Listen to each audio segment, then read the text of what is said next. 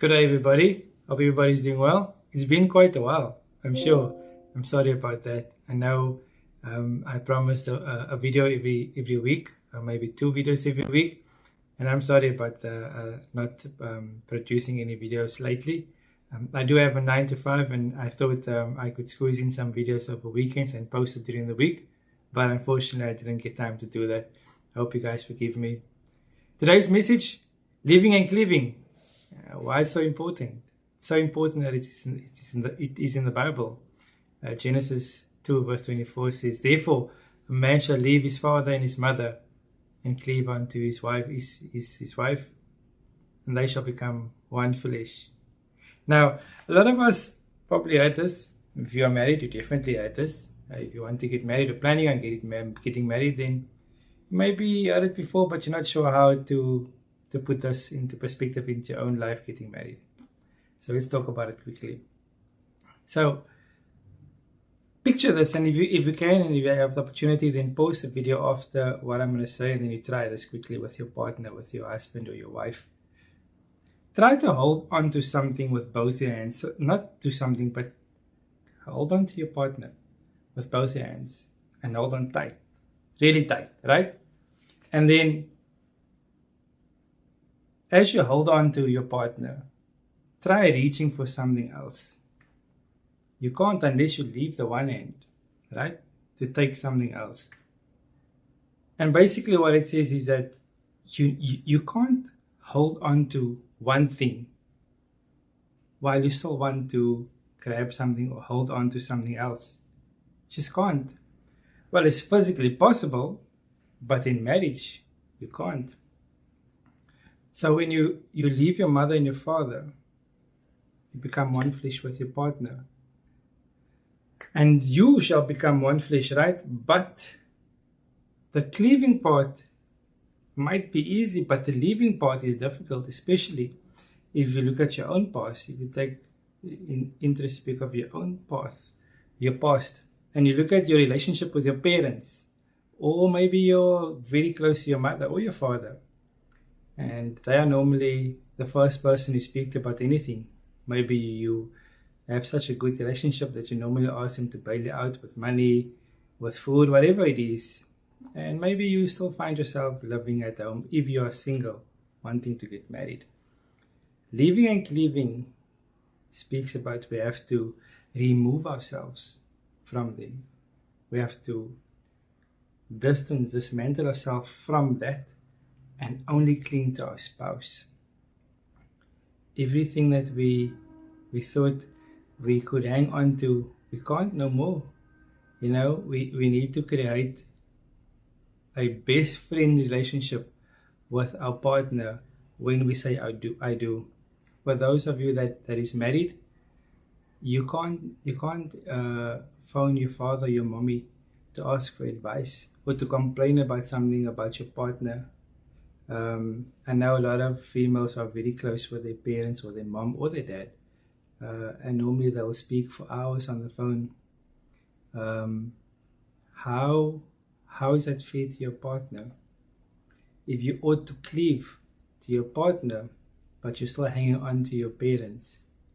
Some of us, it might be a best friend.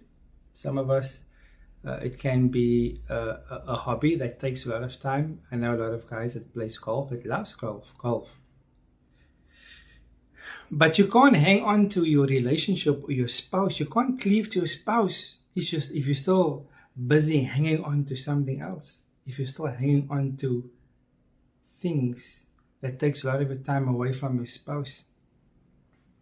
So certain things we need to leave in order for us to cleave. Now, like I said, some of us might know this, but a lot of us are not ready to give that up, to make that sacrifice, to become one flesh with our partner. This also speaks about even leaving past hurt, forgiving past hurt, people that offended us or hurt us. It also speaks about parents. You know, when we leave and we didn't have a great experience from our parents, or it might have not been the best role model to display what a married couple should look like. Or even if they just offended you and you carry that hurt into your marriage, if you haven't done so, I pray and suggest that you forgive past hurts or offense from anyone, especially your parents, especially because this verse speaks about leaving your father and your mother.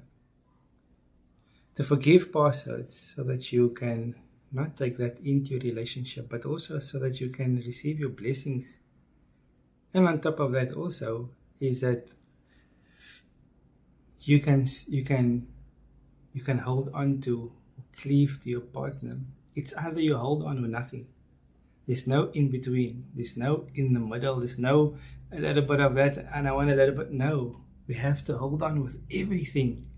Everything we have to hold on to, with our partners to become this one flesh. Can't be in the middle. There can't be 3 days of golf. Can't be whole day conversations with our parents when our spouse are at work or while we are at work. Can't be confiding in our best friend if we are married. Our partner should be our best friend. Our spouse should be our best friend. Our spouse should be that person that we want to talk to before we tell anybody else, to share that news, what we just heard or what we just saw or witnessed.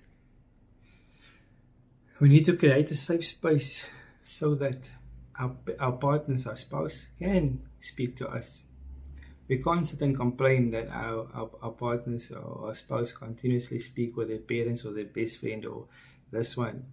We need to ask ourselves, are we creating a safe space for our partners, our spouses to speak with us? Are we allowing that for them to come in and speak with us?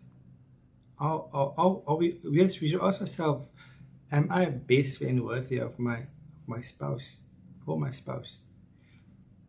So yeah, leaving and cleaving is quite a big topic. I'm trying to sum it up as quickly as I can. I know my last video was about 18 minutes and Nicole, my wife, said I need to narrow it down. It's a bit long. We might lose interest of people halfway through the message. But I try to be very quick, brief, but I also there's so much things that I want to discuss. It's in this topic, but I'll keep it very brief. We need to forget. We need to leave the past. We need to leave the past, leave our parents, leave even the thought of turning to them to ask them for help, suggestions, for money, for anything. And in everything, we need to deal with it with our spouse. It speaks to another important message, also a scripture in the Bible, about the 3 chords. It's first through we bring it to God, and then we and then us. But I'll leave it at that. I won't talk too long about this. Please reach out, DM, comment, subscribe. If you have any questions, if you want any other topics that you want me to cover. Also, if how this resonated with you and how it made you think into your current situation, and if you want to get married, what it is that you need to leave, and how quickly will you adjust to leave that. But even if you're married, what are the things that you're still struggling with that you need to leave? Love to hear your thoughts, and I love to hear your comments or what you're struggling with. Have a blessed day. Love you guys. Cheers out.